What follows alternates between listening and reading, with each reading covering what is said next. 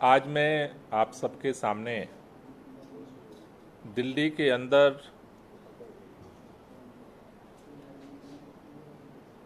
सभी विधानसभा क्षेत्रों में, सभी वार्डों में, पूरे दिल्ली के अंदर जो सफाई की व्यवस्था है एमसीडी द्वारा, वो पूरी तरह से चरमरा गई है। हमने कल से दिल्ली के अलग अलग क्षेत्रों में, जहां पर पहले चुने हुए काउंसलर थे, उनसे बात की। पहले भी स्थिति बहुत बुरी थी, लेकिन आज अब बदतर हो चुकी है। किसी भी इलाके में अब कोई माई बाप नहीं बचा है। अगर सफाई नहीं हो रही है तो लोग किसके पास जाएं? पूरी तरह से मनमानापन चारों तरफ पूरे दिल्ली के अंदर फैला हुआ है और केंद्र सरकार केवल एकीकरण का एक फरमान जारी करने के बाद सो गई है। पहले चुने हुए पार्षदों के पास अगर इलाके के अंदर सफाई नहीं होती थी, अगर कोई समस्या थी, तो लोग पार्षद के पास जाते थे। कम से कम वो सफाई के लिए 4 बार तगादा करते थे, उनके ऊपर एक प्रेशर था। आज पूरे ताम झाम के साथ जिस तरह से देश के गृह मंत्री अमित शाह जी ने सदन के अंदर भी कहा कि जैसे तीनों नगर निगम के एकीकरण से दिल्ली का कायाकल्प हो जाएगा। न तो 1 रुपए का फंड मिला केंद्र सरकार से एमसीडी को अब तक, और जो सारे पार्षद मिलकर के, 3-3 कमिश्नर मिलकर के जो काम नहीं कर पा रहे थे, त्राही त्राही पहले ही दिल्ली में हो रही थी, उन्होंने एक स्पेशल अधिकारी लगा दिया। 3 कमिश्नर की जगह 1 कमिश्नर बिठा दिया और उनको लगता है कि इससे पूरे दिल्ली के अंदर सब कुछ ठीक हो जाएगा। आज मैं देश के गृह मंत्री जी से और भारतीय जनता पार्टी के सामने ये मांग रखना चाहता हूं कि दिल्ली के अंदर 15 साल एमसीडी में आपकी सरकार रही। 10 साल की सरकार के बाद पूरे दिल्ली के अंदर जिस तरह से भ्रष्टाचार का बोलबाला हुआ, जिस तरह से गंदगी फैली पूरे दिल्ली के अंदर, आपकी पार्टी ने, आप सबने ये स्वीकार किया कि जो 272 आपके चुने हुए पार्षद हैं, अगर उनको हम चुनाव लड़ाएंगे तो भाजपा की जमानत जब्त होगी। और इसलिए आपने एक टैक्टिस अपनाई, एक शॉर्टकट फार्मूला अपनाया कि सारे पार्षदों का टिकट काट दो। और आपने सारे पार्षदों का टिकट काट करके एक शॉर्ट टैक्टिस से दिल्ली के लोगों का दोबारा आपने विश्वास मांगा और दिल्ली के लोगों ने दोबारा मौका दिया। लेकिन जिनका टिकट कट करके जो पार्षद बने, जो वो 10 साल में नहीं कर पाए थे, वो काम इन्होंने 5 साल में सारे भ्रष्टाचार के रिकॉर्ड टूट गए। एमसीडी के अंदर नौबत ये आई कि एमसीडी की संपत्तियां बेची गई सरेआम, इस नाम पर कि हमारे पास पैसा कम है। पैसा कम क्यों हुआ? क्योंकि भ्रष्टाचार बढ़ा। और जब 15 साल बाद इस बार फिर चुनाव कराने की बारी आई, आप जानते हैं ये चुनाव आयोग का प्रेस नोट है। चुनाव आयोग ने 9 मार्च को दिल्ली में एमसीडी का इलेक्शन कराने के लिए प्रेस कॉन्फ्रेंस बुलाई और प्रेस कॉन्फ्रेंस से आधा घंटा पहले ये फरमान जारी हुआ कि दिल्ली के तीनों नगर निगम का एकीकरण करना है, वरना अब दिल्ली जो है, जो आज भ्रष्टाचार है, एकीकरण होगा तो खत्म हो जाएगा। साफ सफाई की जो दुर्व्यवस्था है वो ठीक हो जाएगी। और चुनाव आयोग जो चुनाव की डेट अनाउंस करने के लिए बुलाया था, चुनाव जो है वो कैंसिल करने का अनाउंसमेंट हुआ। आज दिल्ली की जो स्थिति है उसमें केंद्र सरकार ने अपना मनमानी करते हुए, क्योंकि तब भी उनके पास जवाब नहीं था कि 15 साल जब आपकी सरकार थी और उसमें से 8 साल केंद्र में आप बैठे थे, तो एकीकरण का आपको समझ में ये बात नहीं आई। अचानक चुनाव घोषित होने से पहले आपने ये सारा खेल किया सिर्फ इसलिए कि चुनाव आप हार रहे थे।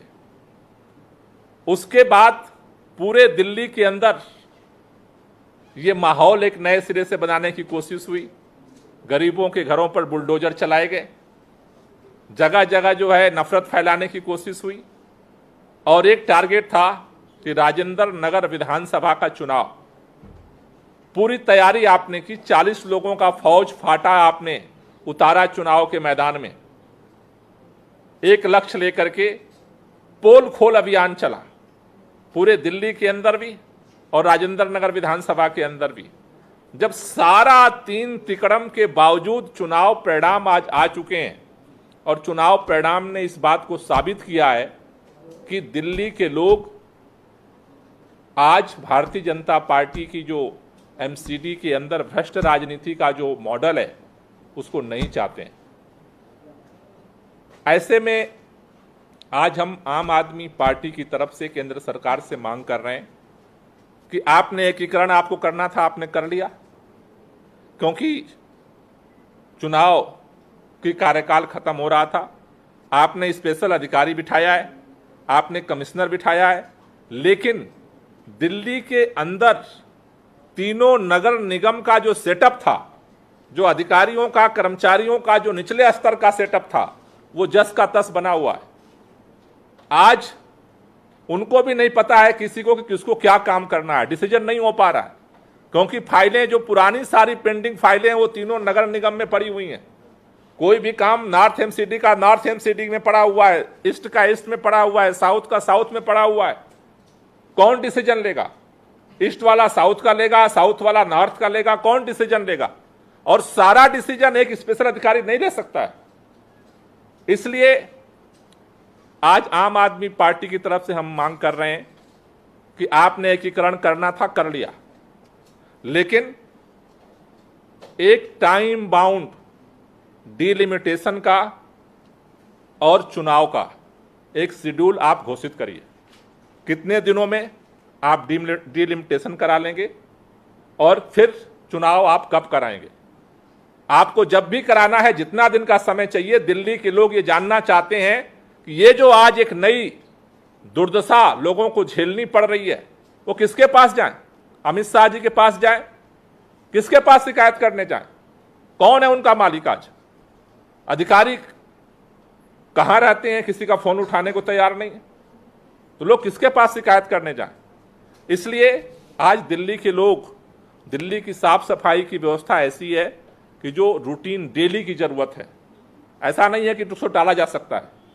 इसलिए हमारी भारतीय जनता पार्टी से और खास तौर से गृह मंत्री जी से ये मांग है कि आप एक time bound schedule chart Delhi के लोगों के सामने घोषित करिए कि लिमिटेशन अगर आपको कराना है, अगर 272 वार्ड में चुनाव कराना है तो कब कराएंगे आप? अगर 272 वार्ड की जगह आपको 250 वार्ड करना है, उसके लिए लिमिटेशन कराना है, उसके लिए टीम गठित करिए, उनका टाइम बाउंड फिक्स करिए कि इतने दिन में उनको जो है डिलिमिटेशन करना है, और फिर उसके बाद चुनाव कराया जाएगा। पूरा कितना समय आपको चाहिए डिलिमिटेशन और इलेक्शन के लिए, इसका एक टाइम बाउंड शेड्यूल गृह मंत्रालय दिल्ली के लोगों के सामने रखे, जिससे कि लोगों को पता चल सके। या फिर ये बता दीजिए कि जो सिस्टम आपने आज दिया है वो अनंत काल तक चलता रहेगा। अगर नहीं चलता रहेगा तो फिर आपके पास विकल्प का एक चार्ट क्या है, वो दिल्ली के लोग जानना चाहते हैं।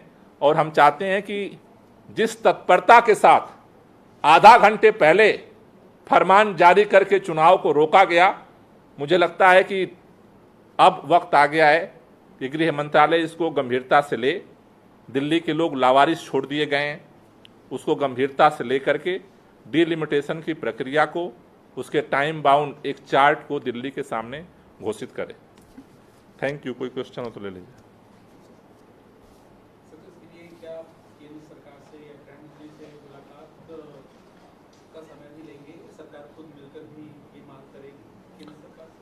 हाँ, वैसे तो समय वो देते नहीं हैं, लेकिन मेरे ख्याल से हमने एकीकरण के लिए भी हम मिल करके तो हमने मांग नहीं किया था दिल्ली के लोगों ने। मुझे लगता है कि जिस तरह से उन्होंने त्वरित गति से सेल्फ नोटिस ले करके ये सारी प्रक्रिया की थी, उसी तरह से मुझे लगता है कि उनकी एक नैतिक जिम्मेदारी भी है कि अगर दिल्ली के लोगों को, सारे चुने हुए प्रतिनिधियों को साइड करके अगर उन्होंने मझधार में छोड़ा है तो उस पार भी ले जाने की उनकी नैतिक जिम्मेदारी है। क्योंकि हम इतनी बात कह रहे हैं, अनंत काल तक तो अगर ये घोषित करने की भाई अब दिल्ली के अंदर चुनाव नहीं होंगे, अगर होने हैं तो उसके लिए एकीकरण की प्रक्रिया पूरी हो चुकी है। डिलिमिटेशन की प्रक्रिया को शुरू किया जाए, उसका एक टाइम बाउंड शेड्यूल बनाया जाए, उसके लिए एक टीम घोषित की जाए और डिलिमिटेशन के बाद इलेक्शन कब होगा वो दिल्ली के लोगों को एक बार स्पष्ट किया जाए। हमारी इतनी सी बात है और मुझे लगता है कि आपके माध्यम से उन तक बात पहुंचेगी और अगर वो मिलने का समय देंगे तो मिलेंगे भी। अधिकारी आपके जो फोन नहीं उठा रहे, जैसा आपने कहा कि लोग नेताओं के फोन नहीं उठा रहे, अभी नहीं उठा रहे। नेताओं की बात मैं नहीं कह रहा था, पब्लिक की बात मैं कह रहा हूं। पब्लिक किसके पास भाई? पहले हर वार्ड में एक काउंसलर था, उसका ऑफिस था। मान लो आपके यहाँ अगर सफाई नहीं हुई तो आप उसके यहाँ पहुंच जाते हो ना कि भाई सफाई नहीं हो रही है। आज किसके पास जाएं? वो किसके पास जाएं? स्पेशल कमिश्नर के पास जाएं, कब वो मिलेंगे? या फिर कमिश्नर के पास जाएं? पूरे दिल्ली के 272 वार्ड के लोग किसके पास जाएं कंप्लेंट करने? क्या करें लोग? कैसे करें लोग? चुनी हुई व्यवस्था तो इसीलिए लाई गई थी। मेरा कहना है कि एकीकरण करना था, एकीकरण हो चुका। एकीकरण के बाद क्या यही सिस्टम अगर पूरे दिल्ली में रहना है तो उसका भी सार्वजनिक तौर पर घोषित करें कि ना हम ऐसे ही चलाएंगे अब दिल्ली को।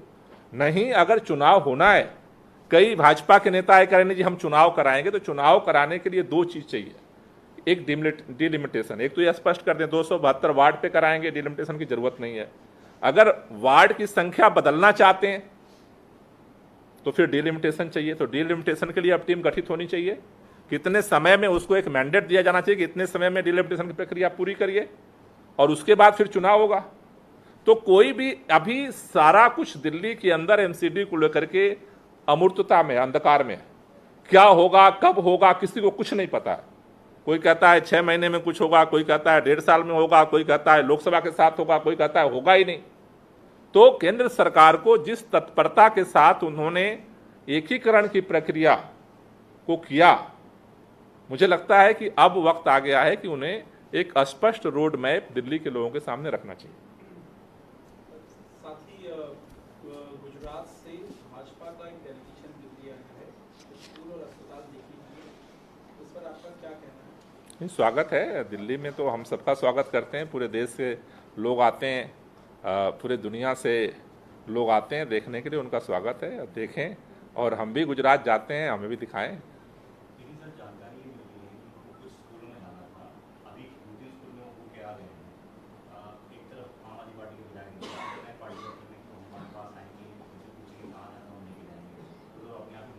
नहीं, कहीं भी आ रहे हैं, कहीं भी जा रहे हैं। देखो क्या है, अभी मैं भाजपा के प्रदेश अध्यक्ष जी का एक बयान देख रहा था। कह रहे थे गुजरात से लोग आए हैं केजरीवाल जी के स्कूल का पोल खोलने। तो वो तो देखने आए हैं या पोल खोलने आए हैं? तो यहाँ भाजपा के कार्यकर्ता और भाजपा के सारे नेता, सारे सांसद, आपको याद होगा, गए थे और पोल खोल 2 महीने का अभियान चलाया है। तो भाजपा के दिल्ली की सारे नेता और सारी टीम 2 महीने में पोल नहीं खोल पाई। राजेंद्र नगर के लोगों ने पोल खोल दी इनकी। तो अब गुजरात से भी वहां आए, हमारा स्वागत है। हमारी कमियां वो निकालें। और बस इतना ही सा गुजारिश है कि गुजरात में हम जाएं तो फिर ऐसे ही दिल खोल के हमें भी जाने दें। इस कंपटीशन से अच्छा काम होगा, वो भी अच्छा काम करेंगे, हमारी भी कोई कमी होगी, हमें भी उससे अच्छा करेंगे। Thank you.